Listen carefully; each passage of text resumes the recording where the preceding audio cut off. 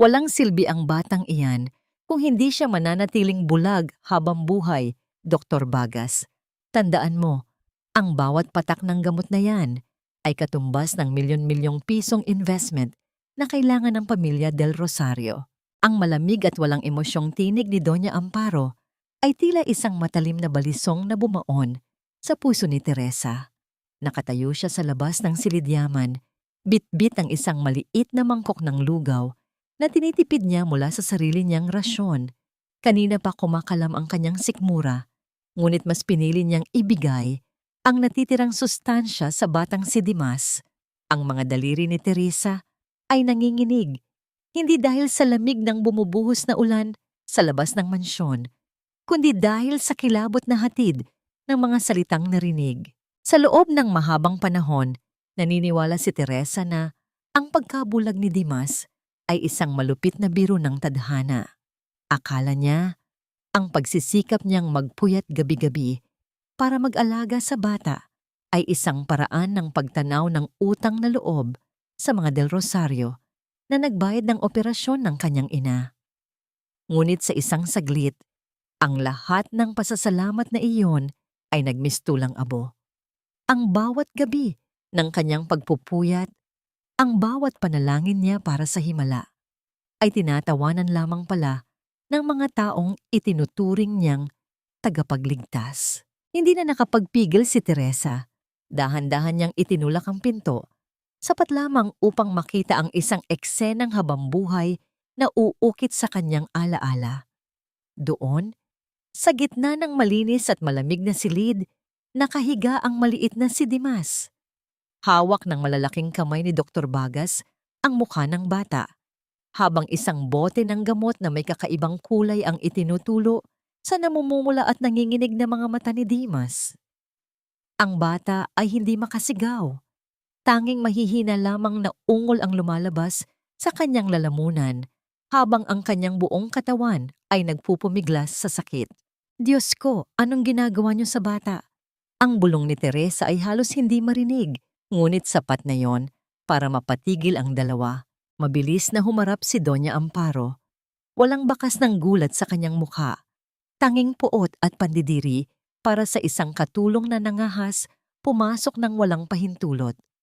Bago pa man makahakbang si Teresa, isang mabilis at malakas na sampal ang dumapo sa kanyang pisngi. Ang tunog ng pagtama ng palad sa balat ay umaling-awngaw sa tahimik na silid, kasabay ng pagbagsak ng mangkok ng lugaw sa sahig. Ang puting likido ay nagkalat sa mamahaling alpombra, tila isang simbolo ng kanyang nadurog na dignidad. Huwag kang makialam sa hindi mo naiintindihan, Teresa. Ang boses ni Doña Amparo ay puno ng awtoridad at pananakot. Humakbang siya palapit. Ang bawat tunog ng kanyang sapatos ay tila ba gumigiling sa puso ni Teresa. Sino ka para questionin ang panggagamot ng isang tanyag na doktor? Tandaan mo kung nasaan ka. Tandaan mo kung kaninong pera ang bumubuhay sa nanay mo na nakaratay sa ospital. Isang salita mo lang tungkol sa nakita mo ngayon, sisiguraduhin kong bukas na bukas din ay itatapon ng nanay mo sa kalsada na parang basura. Napako si Teresa sa kanyang kinatatayuan. Ang init ng kanyang pisngi ay unti-unting napalitan ng isang nanunuot na lamig na nanggagaling sa kanyang kalooban. Tiningnan niya si Dimas na ngayon ay tila nawalan na ng lakas at nakatitig lamang sa kawalan gamit ang kanyang mga matang puno ng luha at dugo. Ang sakit na nararamdaman ni Teresa ay hindi na lamang pisikal. Ito ay isang uri ng pagkasira na hindi kayang ayusin ng kahit anong hihingi ng tawad. Ang mansyong Del Rosario, na dati ay turing niya ay kanlungan, ay biglang naging isang malaking kabaong na gawa sa ginto at kasinungalingan. Napatingin siya sa kanyang mga kamay, ang mga kamay na ginamit niya para pagsilbihan ang pamilyang ito ng may katapatan. Ngayon, ang mga kamay na yon ay nanginginig sa galit at pagkamuhi. Ang bawat butil ng lugaw sa sahig ay tila nagpapaalala sa kanya ng kanyang kahinaan, ng kanyang pagiging alipin ng utang na loob. Habang nakatitig si Doña Amparo sa kanya ng may mapangaping ngiti, naramdaman ni Teresa ang isang bagay na matagal na niyang kinalimutan, ang kanyang sariling tinig. Ngunit ang tinig na yon ay hindi lumabas sa kanyang bibig. Nanatili itong isang tahimik na panunumpa sa loob ng kanyang nadurog na puso. Ang bawat patak ng ulan sa labas ay tila sumasabay sa pintig ng kanyang kaba. Paano mo babayaran ang isang utang na loob kung ang kapalit nito ay ang kaluluwa ng isang inosenteng bata? Gaano nga ba kalalim ang dilim na kayang likhain ng mga taong nagtatago sa likod ng kinang ng kayamanan? Sa gitna ng katahimikan ng mansyon, isang tanong ang paulit-ulit na bumubulong sa isipan ni Teresa. Hanggang kailan ko kayang panindigan ang pananahimik kung ang bawat segundong lumilipas ay ninanakawan ko ng liwanag, ang batang itinuturing ko ng sariling anak? Huwag mong kakalimutan, Teresa, na ang dugong nananalaytay sa mga ugat ng iyong ina ay utang mo sa bawat sentimong inilalabas ko. Ang buhay niya ay nakasabit sa dulo ng aking mga daliri. Ang mga salitang yon ni Doña Amparo ay paulit-ulit na umaalingaw-ngaw sa isipan ni Teresa habang nakakulong siya sa loob ng kanyang maliit at madilim na kwarto. Ang tanging liwanag na nagmumula sa labas ay ang malamlam na sinag ng buwan na pilit sumisilip sa pagitan ng mga rehas ng bintana. Hawak ni Teresa ang isang luma at kupas na litrato ng kanyang ina. Hinahaplos niya ang mukha nito sa papel. Ang kanyang mga daliri ay nanginginig at tila nawalan na ng init. Sa bawat tibok ng kanyang puso, nararamdaman niya ang bigat ng tanikalang nakagapos sa kanyang buong pagkatao. Ang tanikala ng utang na loob na ngayon ay tila ba unti-unting sumasakal sa kanyang hininga. Paano niya magagawang magsumbong kung ang bawat salitang bibitawan niya ay katumbas ng huling hininga ng babaeng nagbigay sa kanya ng buhay? Ang meryendang inihanda niya para kay Dimas kanina ay nananatiling nakalagay sa gilid ng silid, malamig na at hindi na masarap kainin. Katulad ng kanyang pag-asa na tila unti-unti na ring naglalaho. Narinig ni Teresa ang pagbukas ng malaking tarangkahan sa ibaba. Ang tunog ng sasakyan ni Senyor Armando ay nagpabigat sa kapaligiran. Ilang sandali pa, narinig niya ang mabibigat na hakbang ng sapatos sa pasilyo, kasabay ng amoy ng alak na tila humahalo sa bango ng mga mamahaling pabango sa loob ng mansyon. Gustong tumakbo ni Teresa palabas, gustong lumapit sa ama ni Dimas at isigaw ang lahat ng katotohanang nakita niya sa loob ng silid ni Dr. Bagas. Ngunit bago pa man niya mahawakan ang seradura ng pinto, nakita niya si Doña Amparo sa labas ng pasilyo, nakatayo sa anino, tila isang hukom na naghihintay ng kanyang hatol. "Oh, Armando, gabi na at tila na parami ang nainom mo sa opisina." Marinig ni Teresa ang tinig ng matanda na punong-puno ng pekeng pag-aalala. "Huwag kang mag-alala sa anak mo. Natututulog na siya ng mahimbing. Maayos ang lahat dito dahil sa pag-aalaga ni Teresa. Hindi ba, Teresa?" Lumingon si Doña Amparo sa direksyon ng kwarto ni Teresa. Kahit na may pintong nakaharang, nararamdaman ni Teresa ang nanunuot na tingin ng matanda na tila ba binabalaan siya. Hindi nakakibo si Teresa.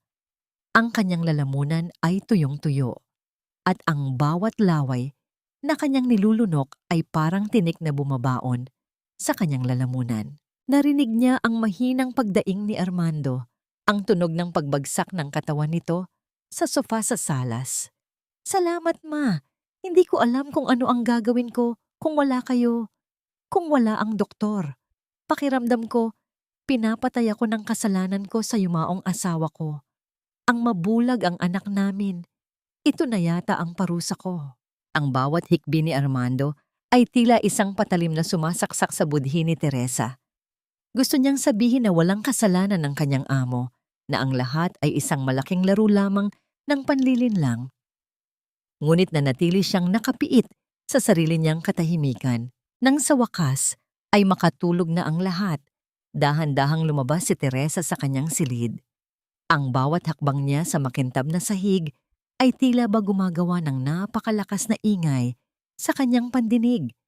kahit na wala siyang suot na sapin sa paa. Pumunta siya sa pintuan ng silid ni Dimas. Sa pamamagitan ng maliit na siwang ng pinto, nakita niya ang maliit na katawan ng bata na nakabaluktot sa ilalim ng makapal na kumot. Ang bata ay nanginginig. Tila ba kahit sa panaginip ay hinahabol siya ng sakit na idinudulot ng mga gamot na ibinibigay sa kanya. "Patawad, anak. Patawad," bulong ni Teresa sa hangin. Ang kanyang mga luha ay muling pumatak sa kanyang mga kamay. Pababa na sana siya upang kumuha ng tubig nang mapatigil siya sa tapat ng silid-aklatan. Bahagyang nakabukas ang pinto at naririnig niya ang mahinang bulungan sa loob. Sumilip siya at nakita ang eksenang muling nagpadugo sa kanyang puso.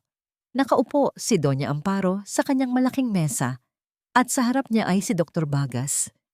Isang makapal na sobre ang inilapag ng matanda sa mesa. Isang sobreng puno ng pera. "Ipagpatuloy mo lang ang ginagawa mo, Bagas," wika ni Doña Amparo habang hinahaplos ang mga perlas sa kanyang leeg. "Sa susunod na linggo, darating ang mga kinatawan mula sa kumpanya. Kailangan nilang makita na ang epekto ng gamot ay permanente.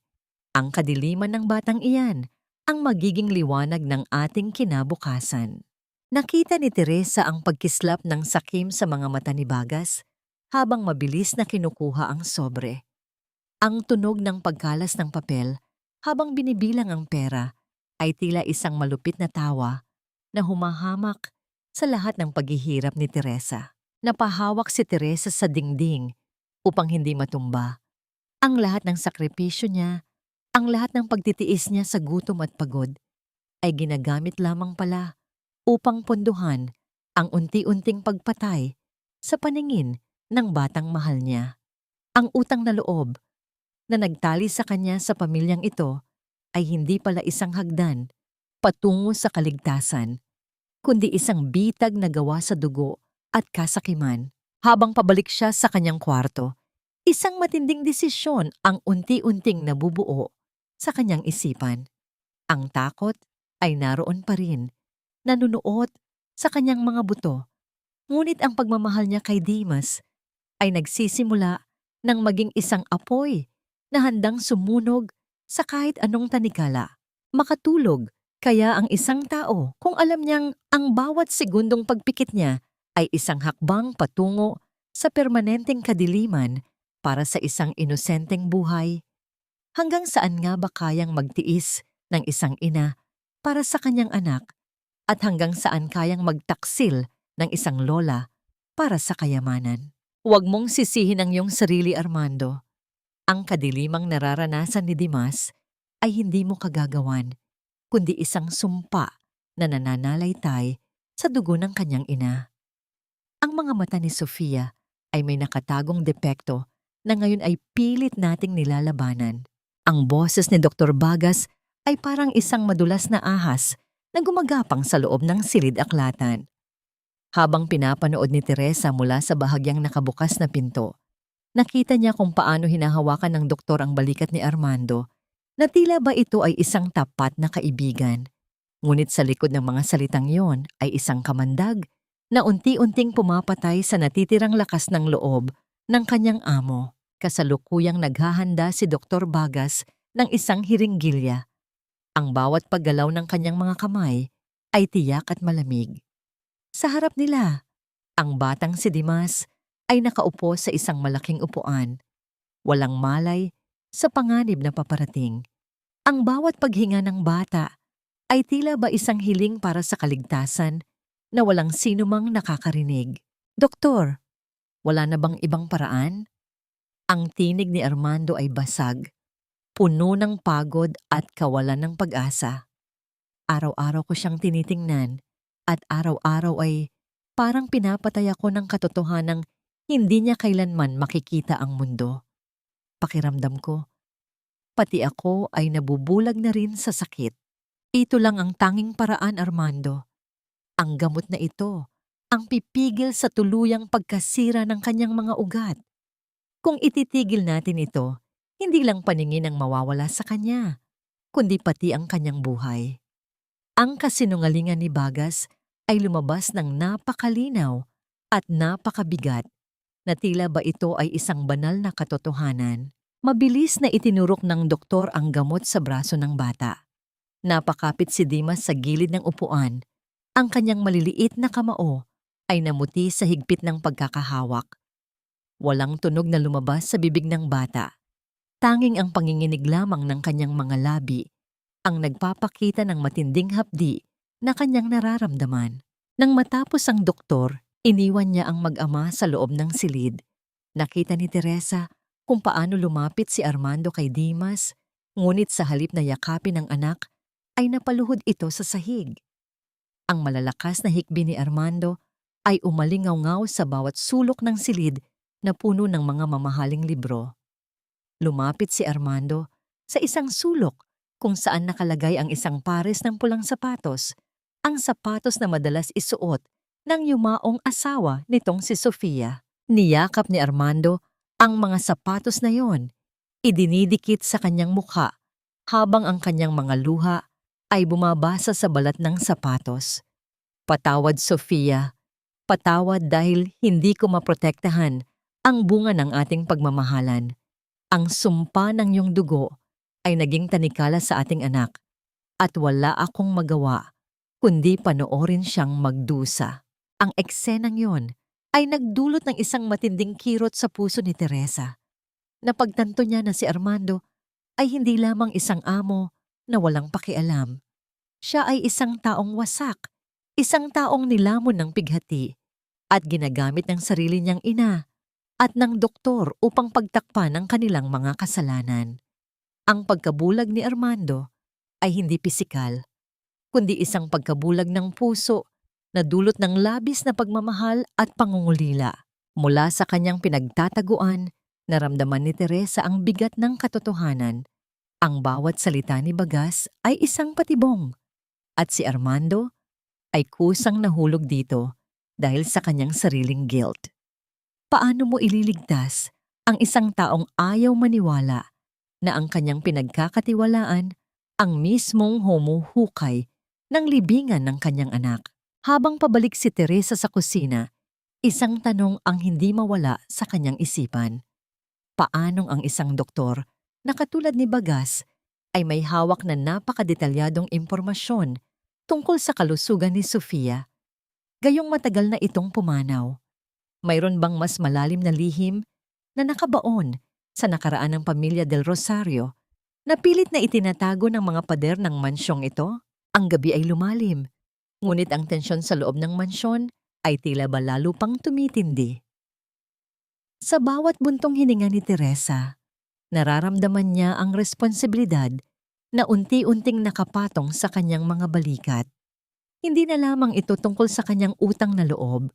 Ito ay tungkol sa pagpunit sa tabing ng kasinungalingan na bumabalot sa buhay ng mag-ama. Makarating kaya ang liwanag sa isang tahanan kung saan ang mismong haligi nito ay mas pinipiling mamuhay sa dilim ng nakaraan?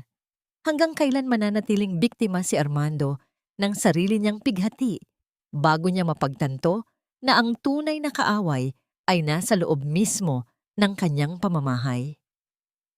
Ang silid ni Dimas ay laging nakakulong sa pagitan ng makapal na kurtina at ng nakabibinging katahimikan. Sa loob ng mansyong ito, ang bawat sulok ay tila bawal pasukin ng liwanag dahil ayon kay Dr. Bagas, ang direktang sinag ng araw ay makakasama sa kondisyon ng mga mata ng bata. Ngunit para kay Teresa, ang dilim na ito ay hindi gamot, kundi isang kulungang gawa sa takot at pag-iisa. Isang hapon, habang naglilinis si Teresa sa silid ni Dimas, isang bihirang pagkakataon ang nangyari. Bahagyang hinipan ng hangin ng kurtina, sapat na upang magkaroon ng isang manipis na guhit ng sikat ng araw sa sahig. Sa sandaling iyon, habang inaayos ni Teresa ang kanyang buhok, pagkatapos ng maghapong pagtatrabaho, aksidenteng nahulog ang kanyang gintong aspile, ang tanging alaala mula sa kanyang ina bago ito magkasakit. Ang tunog ng pagtama ng metal sa makintab na kahoy ay bumasag sa katahimikan ng silid. Hindi ito ang karaniwang tunog na naririnig sa loob ng silid, kaya naman napatigil si Teresa. Ang aspile ay tumama sa sinag ng araw at ang refleksyon nito ay mabilis na gumuhit sa dingding bago tumama ng direkta sa mga mata ni Dimas na nooy nakaupo sa kanyang kama. Ang puso ni Teresa ay tila tumigil sa pagtibok nang makita ang isang bagay na hindi dapat mangyari ayon sa lahat ng sinasabi ng doktor.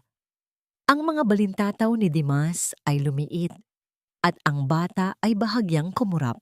Hindi lamang yon, ang kanyang mga kamay ay unti-unting itinaas. Tila sinusubukang abutin ang kumikinang na liwanag na sumasayaw sa kanyang harapan.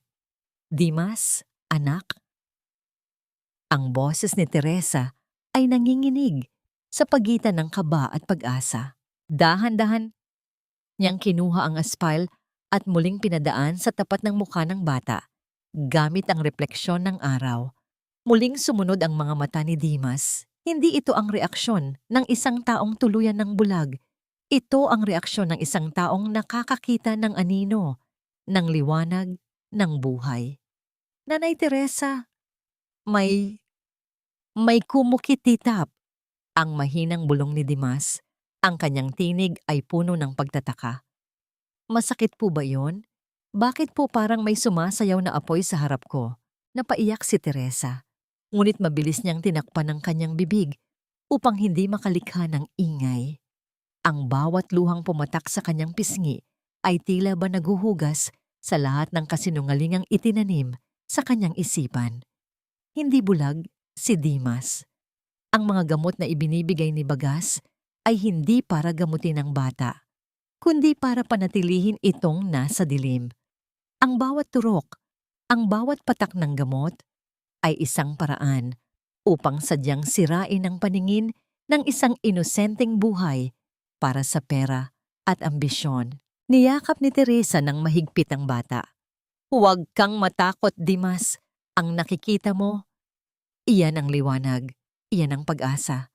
Ngunit sa gitna ng kanyang kagalakan, isang matinding takot ang muling bumalot sa kanya. Kung malalaman ni Doña Amparo na nagsisimulang bumalilik ang paningin ni Dimas, ano ang gagawin nito?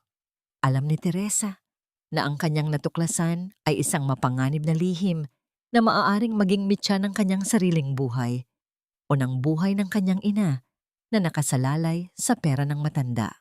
Dahan-dahang binalik ni Teresa ang kurtina sa dati nitong posisyon, muling ibinalik ang silid sa kadiliman.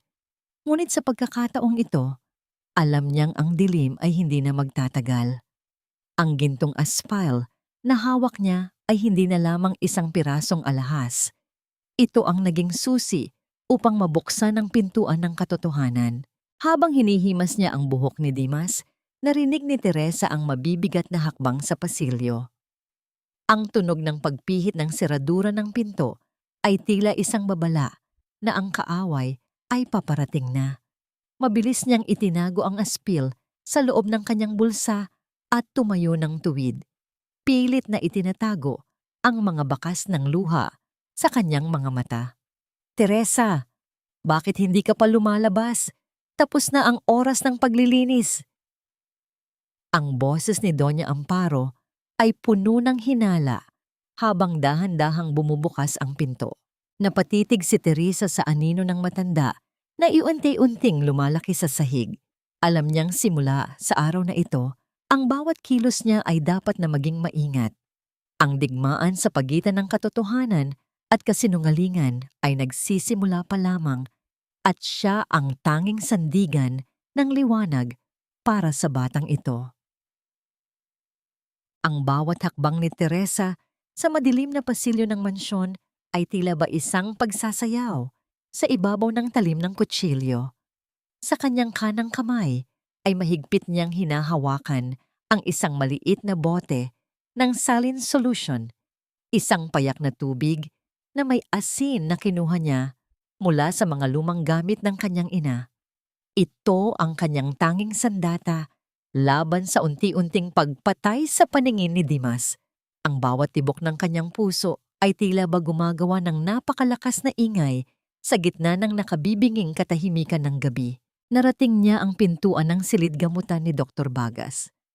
Ang amoy ng alkohol at iba pang matatapang na kemikal ay agad na sumalubong sa kanya, na tila ba isang babala na ang lugar na ito ay hindi para sa mga katulad niyang may pusong marunong magmahal.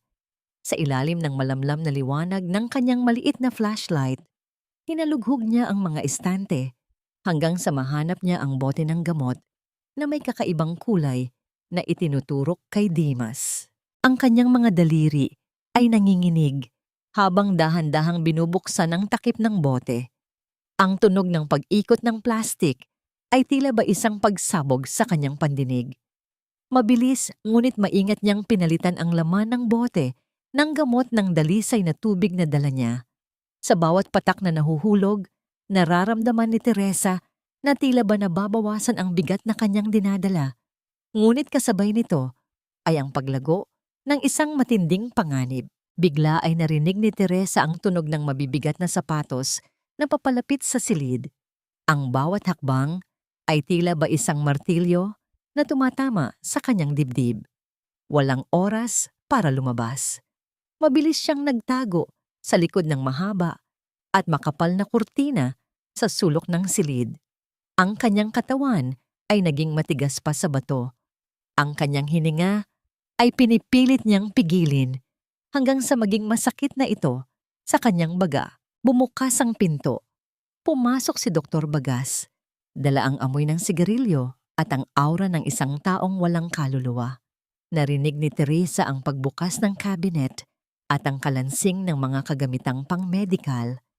Ang bawat tunog ay tila ba isang banta na anumang sandali ay mahuhuli siya at muling ibabalik sa kadiliman ng pagbabanta ni Doña Amparo. Nasaan na ba ang boteng iyon? Ang bulong ni Bagas sa sarili. Narinig ni Teresa ang pagkuha ng doktor sa boteng, kapapalit pa lamang niya ng laman. Mula sa kanyang pinagtataguan, nakita ni Teresa sa pamamagitan ng maliit na siwang ng kurtina kung paano itinaas ni Bagas ang bote sa tapat ng ilaw. Naningkit ang mga mata ng doktor. Tila ba may napapansing kakaiba sa hitsura ng likido sa loob. Ang puso ni Teresa ay tila ba tumigil sa pagtibok.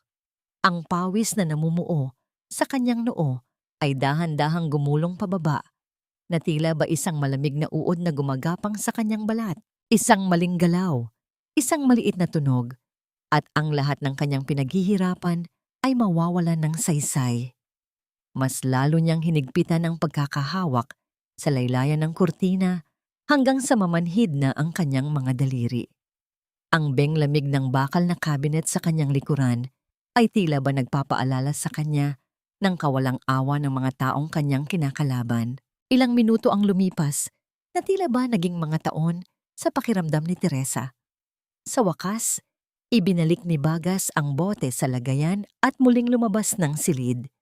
Ang tunog ng pagsara ng pinto ay nagbigay ng pansamantalang kaluwagan, ngunit alam ni Teresa na hindi pa tapos ang laban. Dahan-dahan siyang lumabas mula sa likod ng kurtina, ang kanyang buong katawan ay tila ba nanginginig sa matinding takot at adrenaline. Tiningnan niya ang bote sa huling pagkakataon. Ang tubig sa loob nito ay hindi makakapagpagaling sa mga mata ni Dimas sa isang iglap, ngunit ito ang magsisilbing pananggalang upang hindi na lumala ang pinsala. Habang pabalik siya sa kanyang kwarto, isang tanong ang hindi mawala sa kanyang isipan. Sapat na nga ba ang payak na tubig at asin upang talunin ang laso ng kasakiman? At paano kung bukas, mapansin ni Bagas na hindi na tumatalab ang kanyang gamot sa bata? Ang gabi ay tila ba mas lalong naging madilim, ngunit sa loob ng puso ni Teresa, may isang maliit na ningas ng pag-asa ang nagsimulang mag-alab. Isang ningas na handang harapin ang kahit anong banta, basta't ang kapalit nito ay ang liwanag para sa batang kanyang minamahal. Ang bawat kaskas ni Teresa sa tiles ng malawak na pasilyo ay tila ba isang parusa na walang katapusan. Namamanhid na ang kanyang mga tuhod at ang balat sa kanyang mga daliri ay unti-unti nang bumubukadkad dahil sa matapang na sabon at lamig ng tubig. Kanina pa siya pinahihirapan ni Doña Amparo, binibigyan ng mga gawaing bahay na tila ba sadya upang ubusin ang kanyang lakas at pigilan siyang makalapit sa silid ni Dimas. Alam ni Teresa na ang bawat mapanuring tingin ng matanda ay isang babala, isang tahimik na pagsisiyasat kung meron ba siyang itinatagong lihim sa ilalim ng kanyang mga nanunuyong labi. Nang sumapit ang malalim na gabi at ang mansyon ay muling binalot ng isang nakapaninimulang katahimikan, dahan-dahang gumapang si Teresa patungo sa madilim na sulok ng kusina. Doon, sa gitna ng mga naglalakihang kaldero at amoy ng lumang kahoy, nakita niya si Lola Basyang. Ang matandang kusinera ay nakaupo sa isang maliit na bangko. Ang kanyang likod ay kasing kuba ng mga dantaong puno sa labas, at ang kanyang mga kamay ay abala sa paghihiwa ng mga tuyong dahon ng tsa. "Iha, lumapit ka rito." Ang mahinang tawag ni Lola Basyang, ang tinig ay parang kalansing ng mga tuyong dahon. "Kain ka muna. Alam kong hindi ka pinakain ng matandang yon dahil sa galit." Inabot ng matanda ang isang piraso ng tuyong tinapay kay Teresa. Sa maliit na espasyong yon, sa gitna ng dalawang babaeng kapwa biktima ng kalupitan ng mga Del Rosario, nagkaroon ng isang sandali ng tunay na pagkalinga. Ang bawat kagat ni Teresa sa matigas na tinapay ay tila ba nagbibigay ng init sa kanyang nanlalamig na sikmura. Ang kanilang mga mata ay nagtagpo. Ang isa ay puno ng takot at ang isa naman ay puno ng mga kwentong pilit na ibinaon sa limot. "Bakit niyo po ako tinutulungan, Lola?" Ang bulong ni Teresa habang pinupunasan ang mumo sa kanyang damit. "Hindi ba kayo natatakot kay Doña Amparo?" Isang mapait na ngiti ang gumuhit sa labi ni Lola Basyang. "Matagal na akong patay sa paningin ng babaeng yon, Teresa. Narito lang ako dahil sa batang si Dimas at dahil alam ko ang totoong nangyari kay Sofia, ang ina ng bata." Tila tumigil ang paghinga ni Teresa sa narinig. "Ano pong ibig ninyong sabihin?" Sabi ni Dr. Bagas, namatay si Sofia dahil sa mahinang puso at depekto sa dugo. "Kasinungalingan!" ang mariing bulong ng matanda, habang mas lalong humigpit ang pagkakahawak nito sa kanyang kutsilyo. Si Sofia ay kasing sigla ng umaga. Ngunit ang kanyang pamilya ay may malaking bahagi sa kumpanya ng gamot na pilit na kinakamkam ni Amparo. Ginamit nila ang sakit-sakitan ni Sofia upang ubusin ang kanyang lakas hanggang sa mawala siya at maiwan ang lahat ng kayamanan sa kamay ng matandang iyon. Ngayon, ang bata naman ang kanilang ginagamit bilang kasangkapan para sa kanilang mga eksperimento. Naramdaman ni Teresa ang panlalamig ng kanyang buong katawan. Ang mansyong ito ay hindi lamang pala isang bilangguan, kundi isang libingan ng mga pangarap na sadyang winasak ng kasakiman. Ang bawat luha ni Armando, ang bawat hapdi sa mata ni Dimas, ay bahagi ng isang malaking plano na mas madilim pa sa hating gabi. "Huwag kang mag-iisa sa laban na ito, Hija." Dugtong ni Lola Basyang habang dahan-dahang kinukuha ang isang lumang susi mula sa loob ng kanyang gusot na saya. May mga dokumentong itinago si Sofia bago siya mawala. Nakatago yon sa silid na matagal nang hindi binubuksan sa silong. Gamitin mo ito kapag ang lahat ay natutulog na. Mahigpit na hawak ni Teresa ang malamig na susi habang pilit niyang pinapakalma ang mabilis na tibok ng kanyang puso.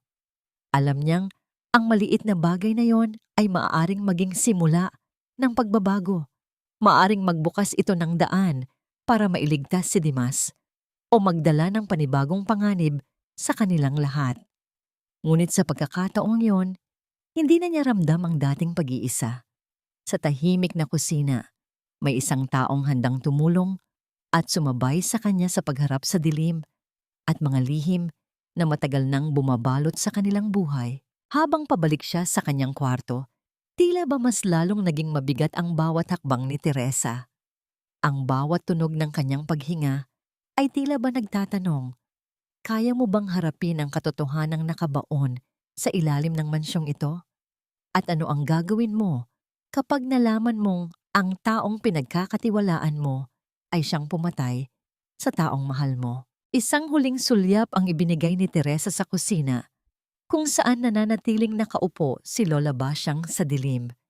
Tila isang bantay na naghihintay sa pagdating ng bukang liwayway. Nanay Teresa, nakikita ko na po ang inyong anino. Hindi na po ba ako nakakulong sa dilim? Ang boses ni Dimas ay parang isang marupok na kristal na bumasag sa katahimikan ng silid. Isang linggo na ang nakalilipas mula nang simulan ni Teresa ang palihim na pagpapalit sa gamot ni Dr. Bagas ng tubig na may asin. At sa gabing ito, habang ang buwan ay nagbibigay ng manipis na liwanag sa loob ng silid, nangyari ang himalang pinakahihintay ni Teresa. Ang mga mata ng bata, na dati ay tila walang buhay at laging nakapikit sa sakit, ay dahan-dahang bumubukas at sumusunod sa bawat galaw ng anino ni Teresa sa dingding. Ang puso ni Teresa ay tila sasabog sa magkahalong ligaya at matinding takot. Lumapit siya sa bata. Ang kanyang mga kamay ay nanginginig habang hinahaplos ang malambot na pisngi ni Dimas. Ang bawat luhang dumadaloy sa mukha ni Teresa ay tila ba mga perlas ng pasasalamat na ngayon lamang nakalaya. Sa loob ng mansyong puno ng kasinungalingan, ang salitang nanay na nagmula sa labi ng bata ay naging isang banal na sumpa na nagbibigkis sa kanilang dalawa. Isang ugnayang mas malalim pa sa dugo, isang pagmamahal na handang sumagupa sa kahit anong bagyo. Oo, anak, nakikita mo na ang liwanag. Ang bulong ni Teresa, ang kanyang tinig ay basag sa matinding emosyon. Ngunit makinig ka ng mabuti kay Nanay Teresa. Huwag mong ipakikita kay Lola Amparo o kay Dr. Bagas na nakakakita ka na. Kailangan nating magkunwari, Dimas. Kailangan nating manatili sa dilim hanggang sa maging ligtas na ang lahat. Napatitig si Dimas sa mukha ni Teresa. Ang maliliit na daliri ng bata ay dahan-dahang itinaas. Hinahaplos ang bawat guhit ng pagod at bawat bakas ng luha sa mukha ng babaeng nagligtas sa kanya. Bakit po kailangang magtago, nanay? Hindi po ba nila gusto na makakita ako? Hindi nakasagot si Teresa.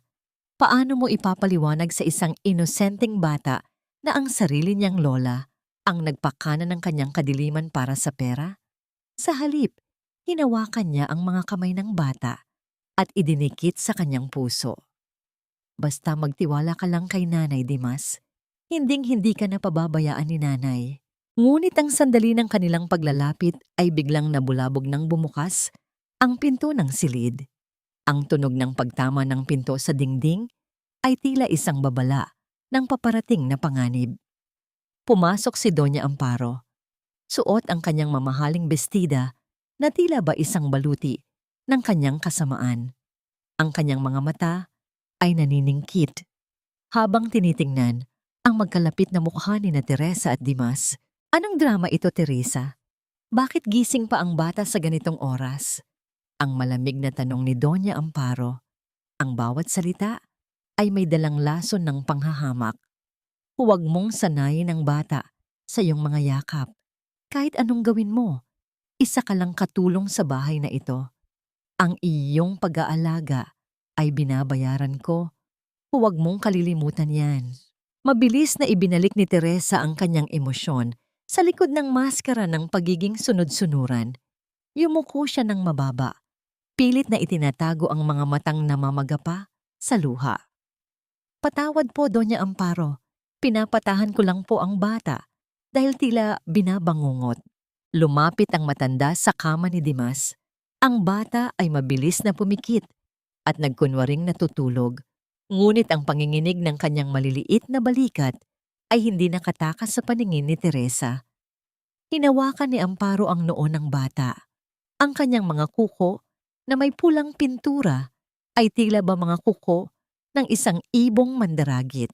Sana ay hindi mo sinusayang ang aking pera, Teresa.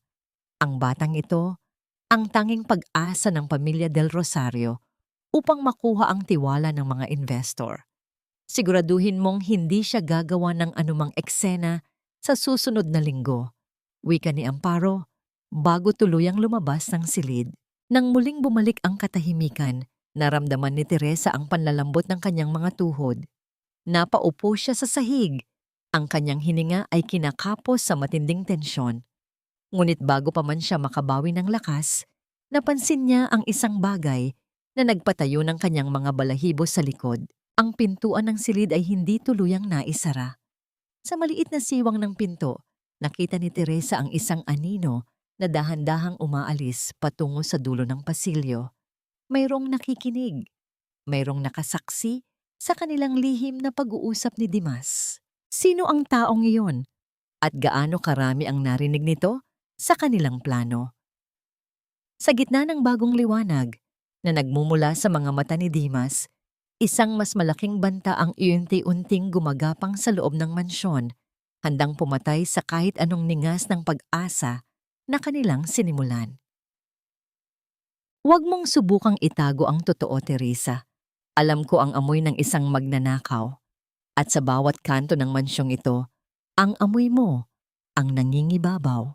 Ang tinig ni Doña Amparo ay tila isang hagupit ng latigo sa gitna ng hapunan. Nakatayo si Teresa sa tabi ng hapagkainan. Hawak ang isang pitsel ng tubig na nanginginig sa kanyang mga kamay. Sa harap niya si Armando ay nakaupo ng tuwid. Ang kanyang mukha ay puno ng pagod, habang ang matanda ay nakatingin sa kanya ng may mapanghusgang mga mata. Isang sandali pa, narinig ang tunog ng pagpihit ng pintuan sa itaas. Pababa na si Dr. Bagas, dala ang isang maliit na kahon ng alahas na bukas at wala ng laman. Ang bawat hakbang ng doktor sa hagdan ay tila ba isang bilang ng nalalabi niyang oras sa loob ng mansyong ito.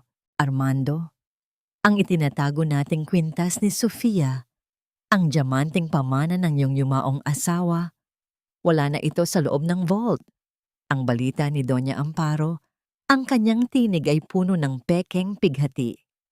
At sino pa ba ang may access sa silid na yon maliban sa ating matapat na katulong? Ang pitsel sa kamay ni Teresa ay dahan-dahang nailapag sa mesa. Naramdaman niya ang panlalamig ng kanyang mga daliri habang tinititigan siya ni Armando. Ang titig na yon, punong-puno ng pagkadismaya at galit, ay mas masakit pa sa sampal na tinanggap niya noong unang gabi. Teresa, hindi mo magagawa yan, hindi ba? Ang mahinang tanong ni Armando. Ang kanyang boses ay tila umaasa na sasabihin niyang hindi ito totoo. Senyor, wala po akong kinuha. Ang tanging dala ko lang po sa bahay na ito ay ang aking katapatan. Ang sagot ni Teresa, ang kanyang likod ay nananatiling tuwid sa kabila ng mabigat na paratang. Katapatan o kasakiman? Ang singhal ni Doña Amparo habang mabilis na lumalapit sa kanya. Dahil ba sa kailangan ng nanay mo ng pera para sa kanyang operasyon kaya nagawa mong itaya ang iyong dangal? O baka naman, matagal mo na kaming niloloko. Walang ano-ano ay narinig ang tunog ng sasakyan ng pulis sa labas ng mansyon. Ang asul at pulang liwanag mula sa labas ay nagsimulang sumayaw sa mga dingding ng salas na tila ba mga anino ng panganib na handang lumamon sa kanya. Pumasok ang dalawang pulis, ang kanilang mga mabibigat na sapatos ay gumagawa ng nakatatakot na ingay sa makintab na sahig. Siyasatin ninyo ang kanyang kwarto. Ang utos ni Doña Amparo habang itinuturo ang maliit na silid sa likod ng kusina. Sumama si Teresa sa kanila. Ang kanyang puso ay tila ba sasabog na sa matinding kaba. Alam niyang wala siyang kinuha, ngunit alam din niya ang kakayahan ng matanda na bumuo ng isang patibong. Pagdating sa kanyang kwarto, sinimulang baligtarin ng mga pulis ang kanyang mga gamit. Ang kanyang iisang maleta, ang kanyang mga damit na punit-punit na, at ang kaisa-isang litrato ng kanyang ina ay nagkalat sa sahig. Nang dahan-dahang iangat ng pulis ang kanyang manipis na unan, narinig ang tunog ng isang bagay na bumagsak sa sahig. Isang kumikinang na kwintas na may mga diamante ang tumambad sa paningin ng lahat. Ang kinang nito ay tila ba humahamak sa kahirapan ni Teresa. Isang ebidensya ng krimen na hindi niya kailanman ginawa. Ayan, sabi ko na nga ba? Ang sigaw ni Doña Amparo habang nakatingin kay Armando na ngayon ay napahawak na lamang sa kanyang ulo. Ang isang hampaslupang katulad mo ay hindi kailanman magbabago. Ginamit mo ang aming kabutihan upang magnakaw sa aming pamilya. Napatingin si Teresa sa kwintas. Alam niyang itinanim iyon doon habang siya ay abala sa pag-aalaga kay Dimas. Ang bawat insulto ni Doña Amparo ay tila ba nagpapatatag sa kanyang loob sa halip na magpatumba sa kanya. Tiningnan niya ang matanda ng diretso sa mga mata. Isang tingin na walang bakas ng takot. Maaring makuha ninyo ang aking kalayaan, Doña Amparo. Ngunit hindi ninyo kailanman makukuha ang aking dangal. Ang dumi ng diamanteng iyan ay hindi kailanman tatali sa aking konsensya. Ang matapang na pahayag ni Teresa. Ngunit ang katapangan ni Teresa ay tila walang saysay nang marinig niya ang tunog ng posas na inilalagay sa kanyang mga kamay. Ang malamig na bakal ay tila ba nanunuot sa kanyang mga buto. Habang hinihila siya palabas, nakita niya si Dimas na nakasilip sa hagdan.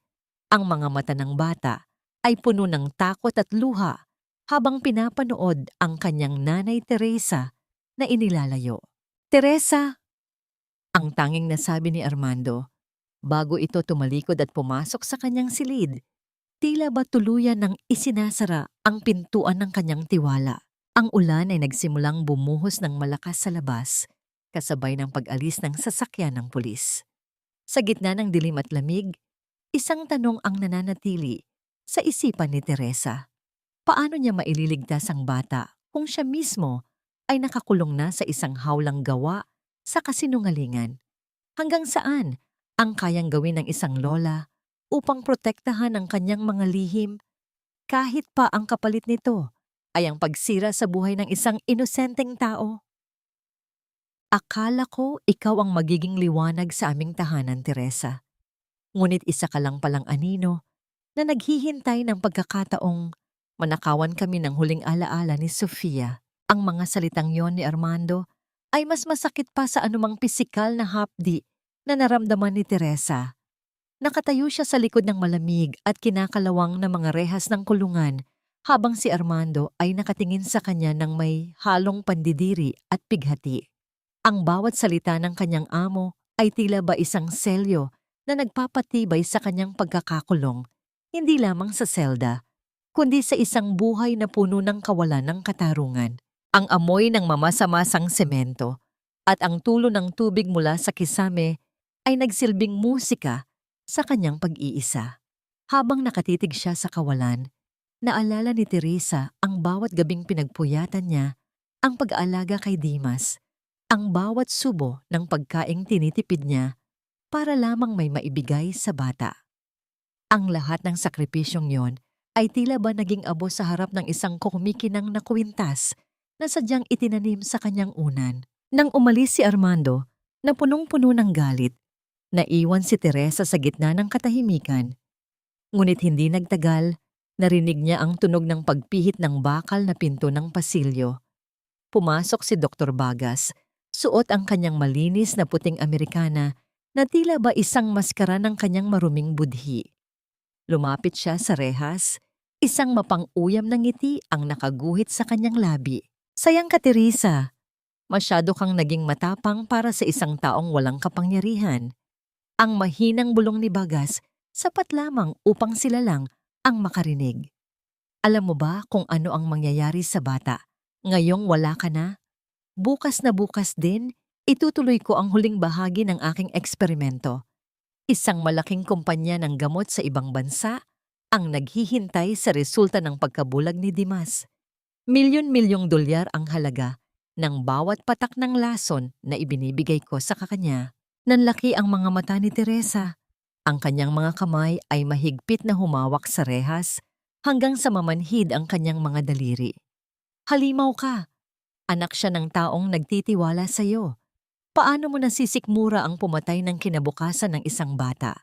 Tumawa ng mahina ang doktor, isang tunog na tila ba kalansing ng baswaha na mga barya sa impyerno.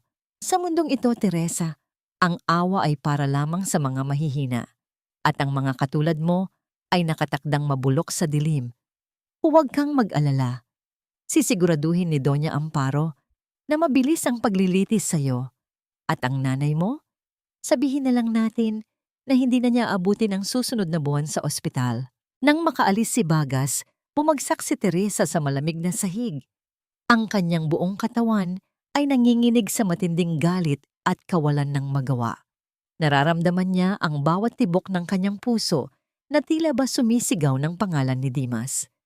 Sa gitna ng kanyang paghihirap, dahan-dahan niyang itinaas ang kanyang kamay at gamit ang kanyang mga kuko, sinimulan niyang iukit ang pangalan ng bata sa pader ng selda. Ang bawat kaskas ng kanyang kuko sa matigas na semento ay tila ba isang panalangin, isang pangako na hindi pa tapos ang laban. Ang hapdi sa kanyang mga daliri ay hindi naramdaman ni Teresa. Mas matindi ang hapdi sa kanyang kaluluwa habang iniisip ang batang muling malulunod sa permanenteng kadiliman kung hindi siya makakalabas. Pumikit siya ng mariin, hinahayaan ang mga luha na dumanas sa kanyang pisngi. Ang kadiliman ng selda ay tila ba gustong lumamon sa kanyang pag-asa. Ngunit sa bawat sandali ng kanyang paghinga, naalala niya ang liwanag na nakita niya sa mga mata ni Dimas noong huling gabi. Sapat na nga ba ang isang pangako upang buwagin ang mga pader ng kasinungalingan at kapangyarihan?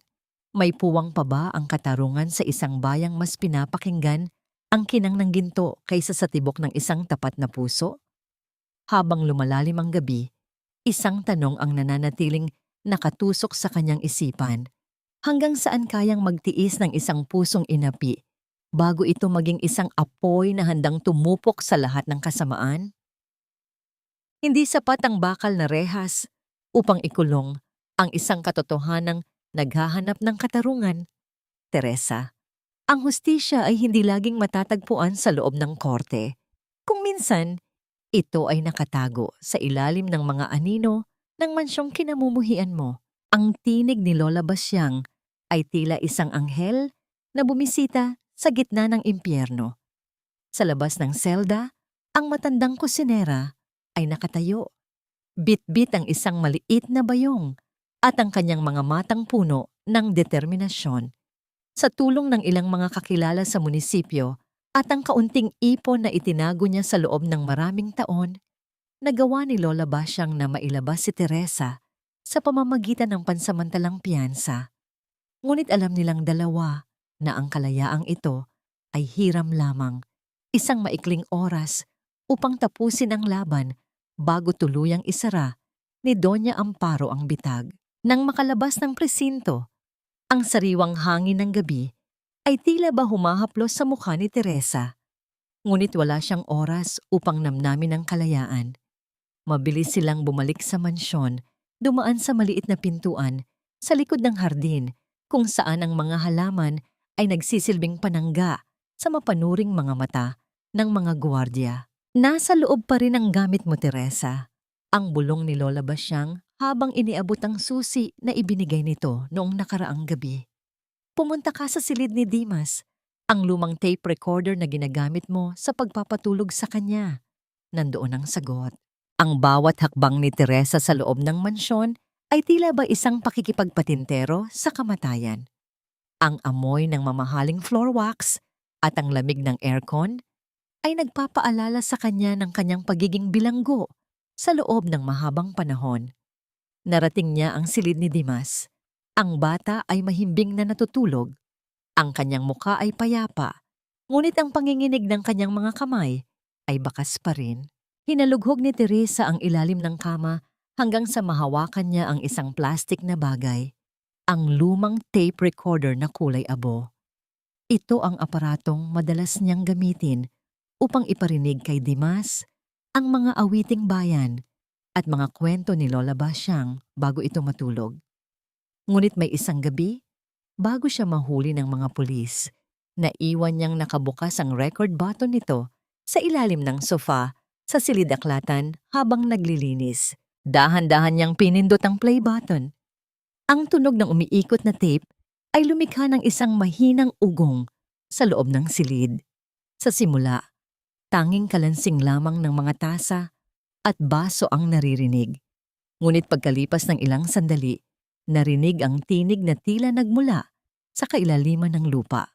$1 milyong para sa unang batch ng clinical trial, Dr. Bagas. Siguraduhin mong ang mga mata ng bata ay hindi na makakakita pa ng liwanag. Ang formula na binubuo natin ay kailangang patunayan na kaya nitong kontrolin ang nervous system sa pamamagitan ng paningin. Ito ang tinig ni Doña Amparo. Kasunod nito ay ang nakapaninimulang tawa ni Bagas. Huwag kayong mag-alala, Doña. Ang bata ay isang perpektong subject. Walang maghihinala dahil ang lahat ay naniniwalang ito ay sumpa ng kanyang ina. Sa gabing darating ang mga investor para sa Noche Buena, ipapakita natin ang huling resulta. Nanginginig ang mga kamay ni Teresa habang hawak ang tape recorder. Ang bawat salitang lumalabas sa speaker ay tila ba mga bala na tumatama sa kanyang puso. Hindi lamang ito tungkol sa pera. Ito ay tungkol sa isang buhay na itinuturing nilang gamit sa isang eksperimento. Ang bawat patak ng lason sa mata ni Dimas ay may katumbas na presyo sa dolyar. Naramdaman ni Teresa ang isang matinding lakas na bumabalot sa kanyang pagkatao.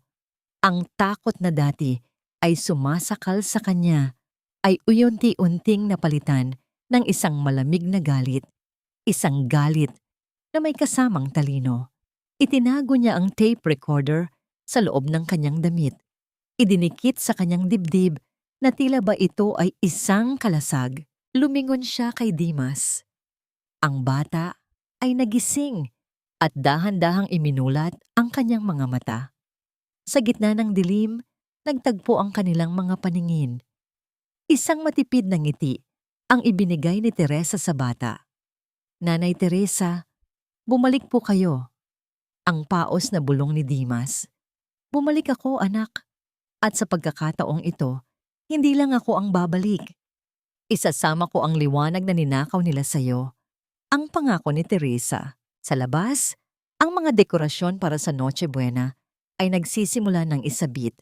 Ang mga kumukititap na ilaw ay tila ba nagbibigay ng isang mapanlinlang na kagalakan sa mansyong puno ng kasamaan. Ngunit para kay Teresa, ang mga ilaw na yon ay magsisilbing saksi sa isang pagbubunyag na yayanig sa pundasyon ng pamilya Del Rosario. Handa na ang entablado, handa na ang ebidensya. At sa gabing isisilang ang pag-asa para sa marami, sisiguraduhin ni Teresa na ito rin ang gabing mamamatay ang mga kasinungalingan ng nakaraan. Isang huling tingin ang ibinigay niya sa tape recorder. Ang munting aparatong magiging tinig ng katarungan sa gitna ng katahimikan.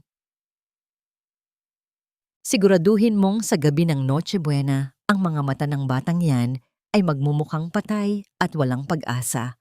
Kailangang makita ng mga investor na ang ating gamot ay may kakayahang kontrolin ang bawat ugat sa paningin dahil doon nakasalalay ang $1 bilyong kontratang pipirmahan natin. Ang boses ni Doña Amparo ay tila isang malamig na hangin galing sa kailaliman ng lupa na sumasabay sa masayang tugtugin ng mga pamaskong awitin na umaalingaw-ngaw sa buong mansyon. Sa labas, ang mga makukulay na parol ay kumukititap, nagbibigay ng isang mapanlinlang na liwanag sa gitna ng kadiliman. Ang halimuyak ng tradisyonal na hamon at queso de bola ay humahalo sa amoy ng mga mamahaling bulaklak. Tila ba isang pagtatangka na pagtakpan ang bulok na amoy ng kasalanan na nagmumula sa loob ng tahanang ito. Nakatayo si Teresa sa madilim na sulok ng kusina. Suot ang isang puting uniforme ng mga tagapagsilbi na ipinahiram sa kanya ni Lola Basyang. Ang kanyang buhok ay nakatali ng mahigpit at ang kanyang mukha ay bahagyang natatakpan ng anino. Sa ilalim ng kanyang uniforme, nararamdaman niya ang matigas na anyo ng lumang tape recorder, ang kanyang tanging sandata laban sa mga higanting nagnakaw ng kanyang dangal at ng liwanag ni Dimas. Ang bawat tibok ng kanyang puso ay tila ba isang tambol na nagbababala ng isang malaking pagsabog. Nagsimulang magdatingan ang mga panauhin. Mga dayuhang investor na may malalamig na mata. Suot ang kanilang mga mamahaling Amerikana. Kasama ang mga matataas na opisyal ng gobyerno na nabayaran na ng kapangyarihan ni Amparo. Nakita ni Teresa si Armando sa gitna ng bulwagan. Hawak nito ang isang baso ng alak. Ang kanyang mga mata ay walang buhay at nakatingin lamang sa kawalan. Ang haligi ng tahanan na dati ay puno ng pangarap. Ngayon ay isa na lamang aninong naglalakad sa sarili niyang pamamahay. Sa gitna ng tawanan at kalansing ng mga mamahaling baso ng kristal, naramdaman ni Teresa ang isang matinding hapdi sa kanyang dibdib. Paano nagagawang magdiwang ng mga taong ito habang sa itaas ng silid ay may isang inosenteng batang unti-unting pinapatay ang kinabukasan?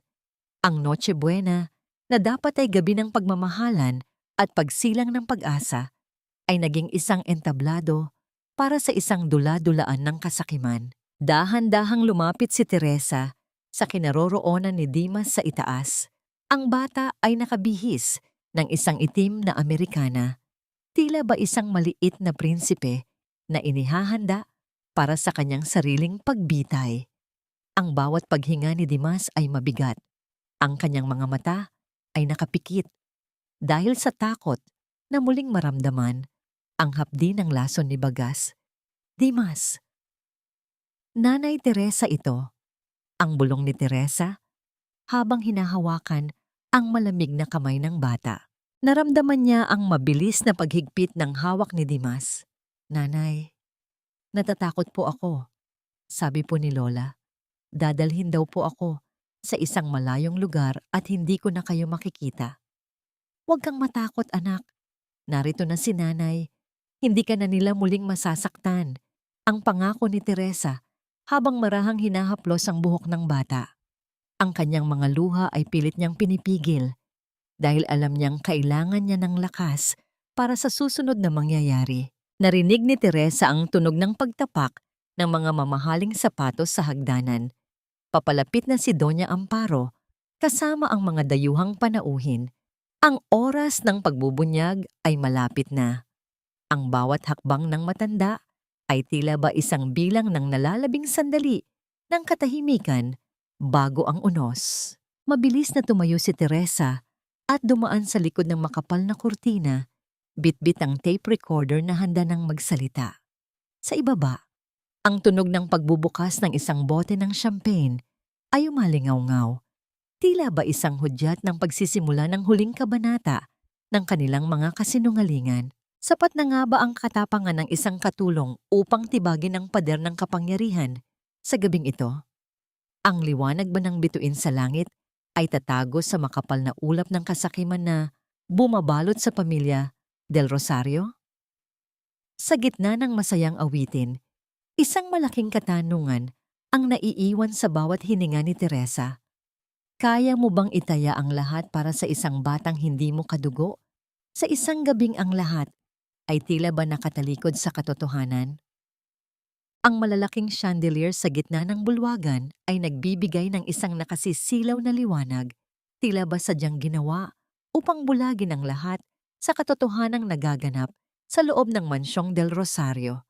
Nakatayo si Doña Amparo sa harap ng mga dayuhang investor.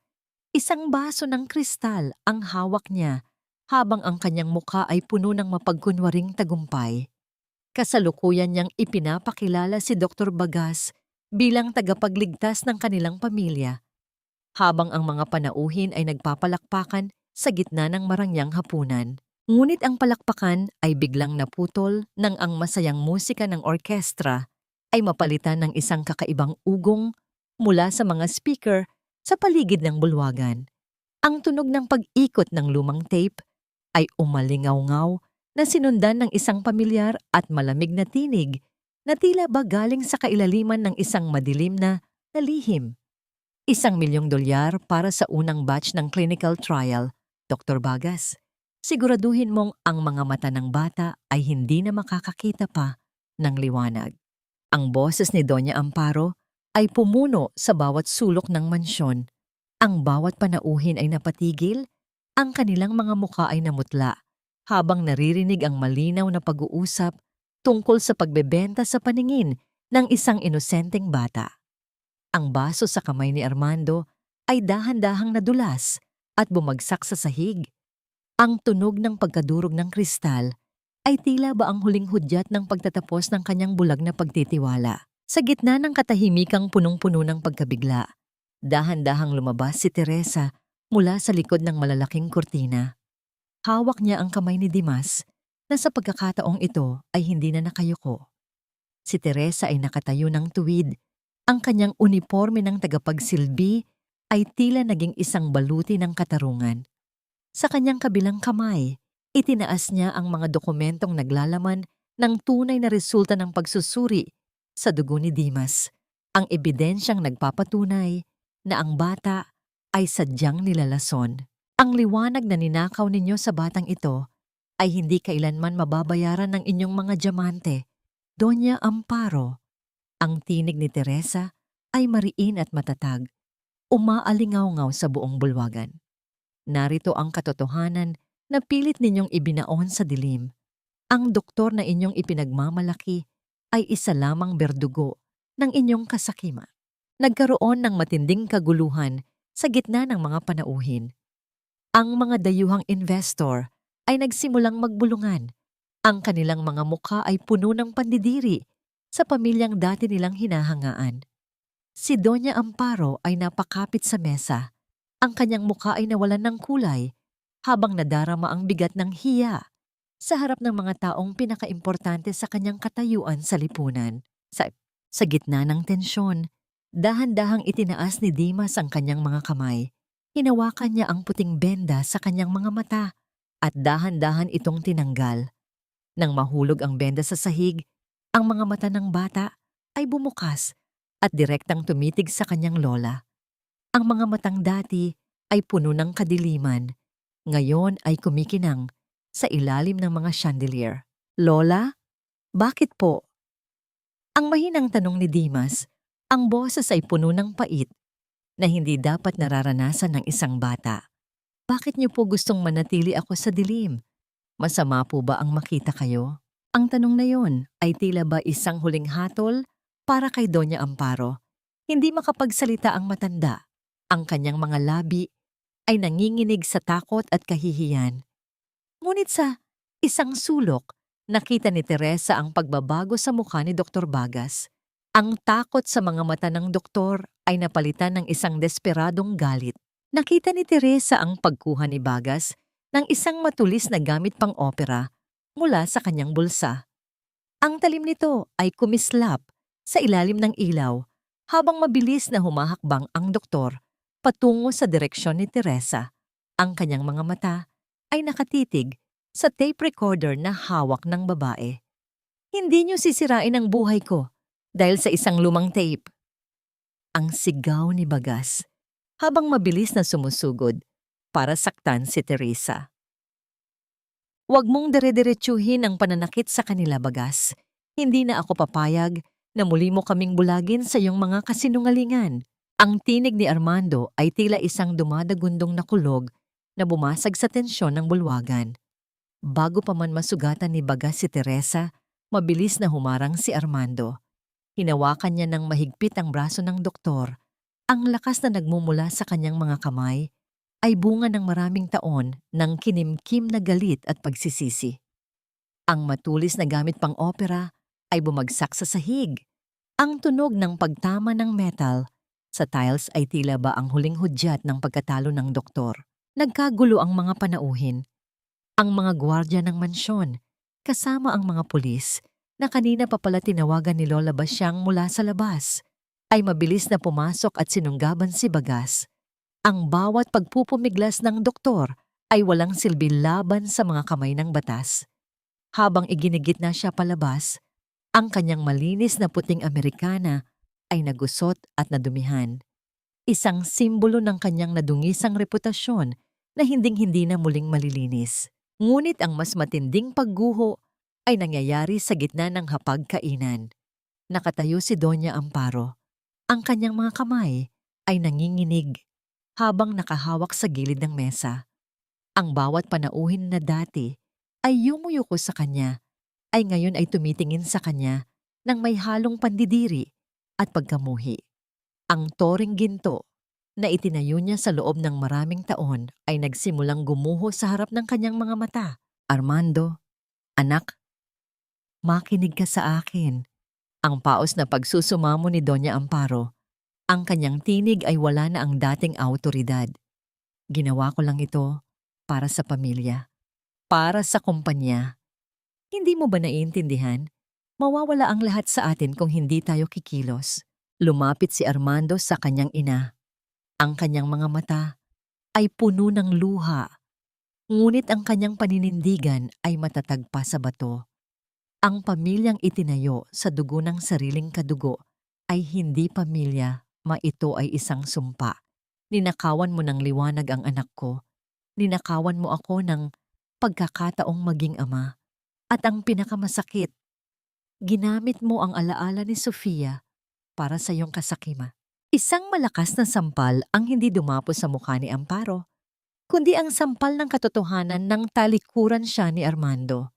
Inakay ni Armando si Dimas at Teresa patungo sa pinto, habang ang mga pulis ay dahan-dahang lumalapit sa matanda upang basahan ito ng kanyang mga karapatan. Hindi niyo ako pwedeng hawakan. Ako si Doña Amparo del Rosario. Ang huling sigaw ng matanda, ngunit ang kanyang tinig ay nalunod sa tunog ng pagkakabit ng posas sa kanyang mga manipis na pulso. Ang kanyang mamahaling alahas ay tila ba naging mga pabigat na humihila sa kanya pababa sa kailaliman ng kahihiyan. Habang inilalabas si Amparo sa mansyon, nakita niya ang mga kapitbahay at ang mga mamamahayag na nagsimulang magsidatingan sa labas ng tarangkahan. Ang hiya na pilit niyang iniwasan sa buong buhay niya ay ngayon ay nakabalot na sa kanya na parang isang madilim na kumot. Ang reyna ng mansyon ay wala na. Ang tanging naiwan ay isang matandang babaeng binalot ng sarili niyang kasamaan. Nakalabas na sina Teresa at Armando sa malaking pintuan. Ang malamig na hangin ng madaling araw ay humahaplos sa kanilang mga mukha. Tila ba naghuhugas sa lahat ng hapdi ng nakaraan. Tiningnan ni Teresa ang mansyon sa huling pagkakataon. Ang mga ilaw ng Noche Buena ay isa-isang namamatay, ngunit sa puso ni Dimas, ang tunay na liwanag ay nagsisimula pa lamang sumikat. Salamat, Teresa. Salamat sa hindi mo pagsuko sa amin. Ang mahinang wika ni Armando, habang mahigpit na hawak ang kamay ng kanyang anak. Ngumiti si Teresa, isang ngiting puno ng kapayapaan. Alam niyang sa gabing ito, hindi lang si Dimas ang nakakita ng liwanag, pati ang mga kaluluwang matagal nang nakakulong sa dilim ay sa wakas ay nakalaya na rin. Ang bawat hakbang nila palayo sa mansyong yon ay tila ba isang paglalakad patungo sa isang bagong umaga. Isang umagang wala ng lason, wala ng lihim, at wala ng takot. Maaring ang gumuho ang isang toreng ginto, ngunit ang isang pundasyong gawa sa katotohanan at pagmamahal ay hinding-hindi kailanman matitibag. Sa gitna ng katahimikan ng kalsada, ang tanging naririnig ay ang tibok ng mga pusong sa wakas ay natutunan ng magpatawad at magsimulang muli. Ang bawat sinag ng araw na tumatama sa makintab na sahig ng mansyon ay tila ba isang pagbabasbas ng langit. Wala na ang makakapal at madidilim na kurtinang dati ay bumabalot sa bawat bintana. Ngayon, ang hangin ay malayang nakapapasok, dala ang bango ng mga sariwang bulaklak mula sa hardin at ang pag-asa na matagal nang ipinagkait sa tahanang ito. Ang mansyon ng mga Del Rosario, na dati ay tila isang malaking kabaong ng mga lihim, ay sa wakas ay naging isang tunay na tahanan, isang lugar kung saan ang liwanag ay hindi na kinatatakutan.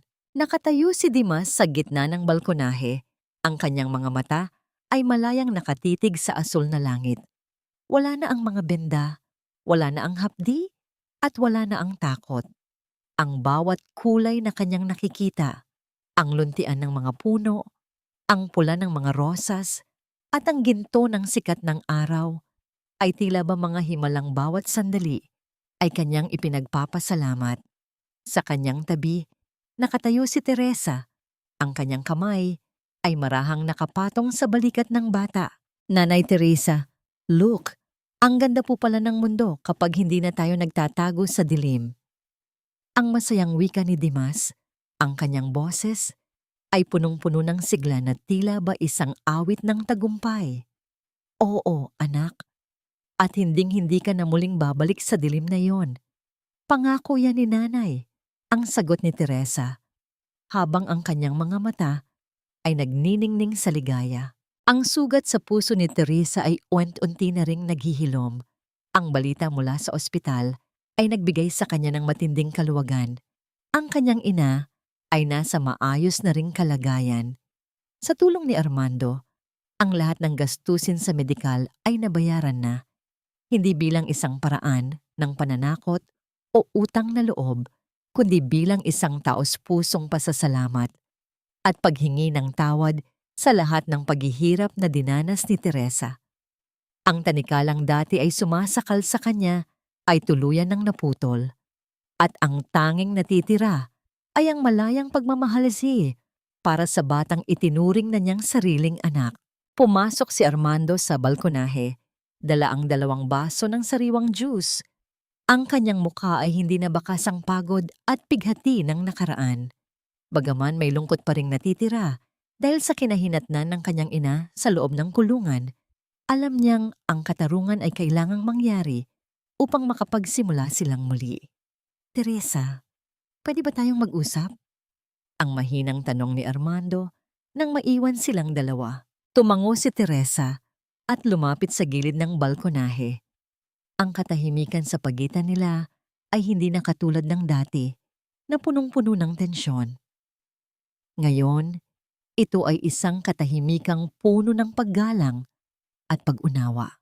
Alam kong hindi sapat ang lahat ng material na bagay upang mabayaran ang ginawa mo para sa anak ko. At alam ko ring hindi ko agad makukuha ang iyong kapatawaran sa aking pagkabulag sa katotohanan. Ang panimula ni Armando, ang kanyang tinig ay tapat at mapagkumbaba. Gusto ko sanang alukin ka ng isang posisyon, hindi bilang katulong, kundi bilang katuwang ko sa pagpapalaki kay Dimas. Gusto kong bigyan ka ng opisyal na katayuan sa buhay namin kung tatanggapin mo. Napatitig si Teresa sa malayo. Naramdaman niya ang kaba sa kanyang dibdib, ngunit hindi ito ang kaba ng takot. Ito ay ang kaba ng isang babaeng sa wakas ay may kakayahan ng pumili para sa kanyang sarili. Tiningnan niya si Armando at nakita niya ang isang taong nagsisikap na buuin ang mga nadurog na piraso ng kanyang pagkatao. Senyor Armando, ang aking pananatili rito ay para kay Dimas. Ang pagmamahal ko sa kanya ay walang katumbas na sweldo o katayuan. Ang matapang ngunit malumanay na sagot ni Teresa. Tinatanggap ko ang inyong alok na maging katuwang sa pagpapalaki sa kanya, ngunit gawin natin ito ng dahan-dahan. Ang tiwala ay hindi katulad ng liwanag na bumabalik sa isang iglap. Ito ay parang isang halaman na kailangang diligan ng katapatan araw-araw. Ngumiti si Armando, isang nangiting puno ng pag-asa. Salamat, Teresa. Maraming salamat.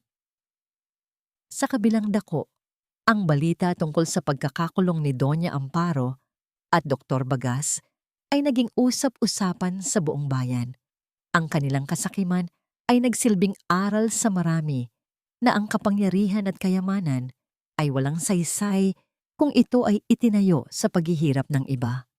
Ang katarungan ay maaaring matagal dumating, ngunit ito ay laging nakahanap ng paraan upang lumabas sa gitna ng kadiliman.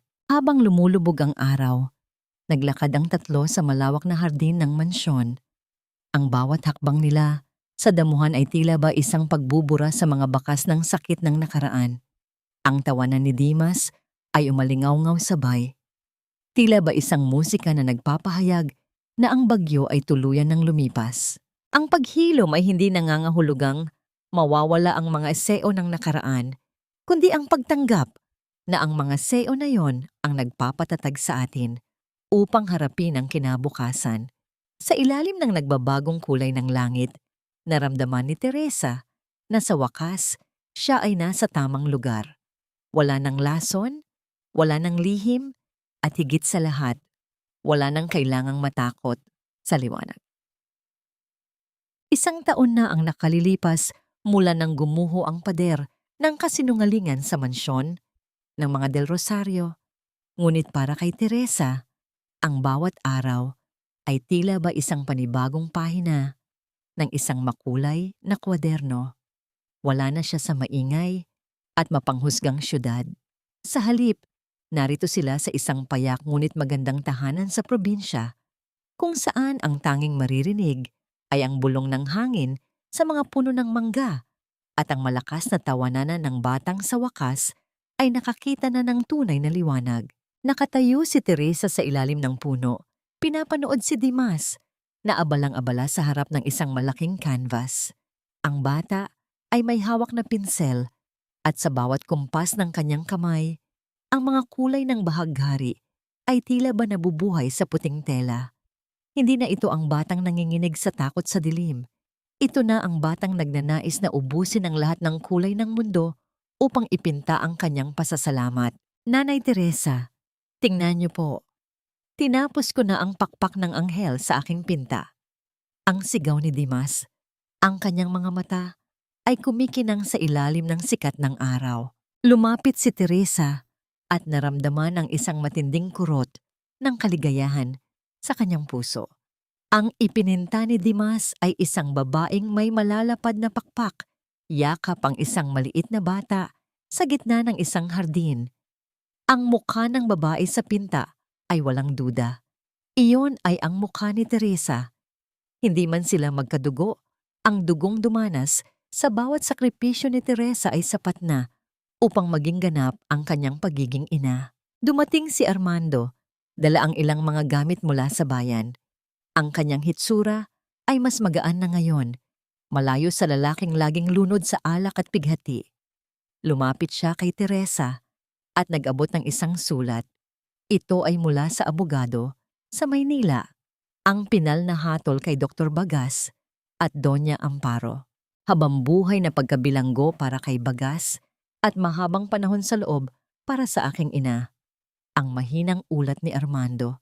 Ang tinig ay puno ng kapayapaan sa halip na puot. Ang mansyon ay naibenta na rin at ang lahat ng proceeds ay inilagay ko sa isang foundation para sa mga batang may kapansanan sa paningin, sa pangalan ni Sofia at sa iyong pangalan, Teresa. Napatitig si Teresa sa malayo. Ang tanong na, napatawad na ba, ay hindi na kailangan pang bigkasin ng malakas. Ang kapatawaran ay hindi nangangahulugang kinalimutan na ang lahat, kundi ang pagpili na huwag nang hayaang kontrolin ng nakaraan ang iyong kasalukuyan. Napatawad na ni Teresa si Armando dahil nakita niya ang tapat na pagsisikap nito na maging isang mabuting ama. At higit sa lahat, napatawad na ni Teresa ang kanyang sarili sa lahat ng pagkakataong naramdaman niyang siya ay walang laban. Nahanap na natin ang ating payapa, Armando. Ang malumanay na wika ni Teresa. Wala nang utang na loob na kailangang bayaran, kundi ang pagmamahal na kailangang patuloy na alagaan. Sa bawat haplos ng hangin, tila ba naririnig ni Teresa ang bulong ng kanyang ina na ngayon ay maayos na ring naninirahan sa kanilang lumang bahay sa kabilang bayan. Ang lahat ng sugat ay may panahon ng paghilom at ang sa kanila ay naghilom sa pinakamagandang paraan sa pamamagitan ng katotohanan. Ang aral na iniwan ng kanilang kwento ay hindi tungkol sa kinang ng diamante o sa taas ng katayuan sa lipunan. Ito ay tungkol sa lakas ng isang pusong tumitibok para sa katarungan at sa liwanag na kayang likhain ng isang ina. Maging ito man ay sa pamamagitan ng dugo o ng piniling pag-ibig. Ang kasakiman ay maaaring maghari sa dilim, ngunit ang pag-ibig ay laging makakahanap ng siwang upang ang liwanag ay muling sumikat.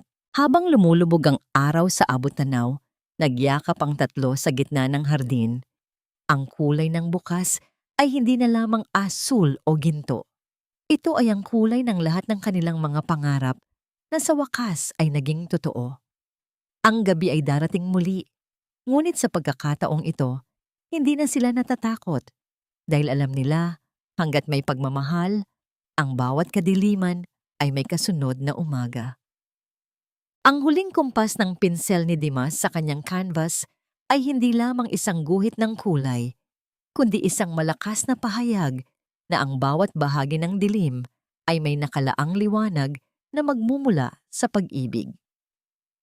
Sa bawat pagpikit natin, naway baunin natin ang katahimikang bunga ng katarungan at ang tamis ng isang malayang pagpapasya. Mga mahal kong tagapakinig, maraming salamat sa pagsama sa akin sa bawat hakbang ng paglalakbay na ito.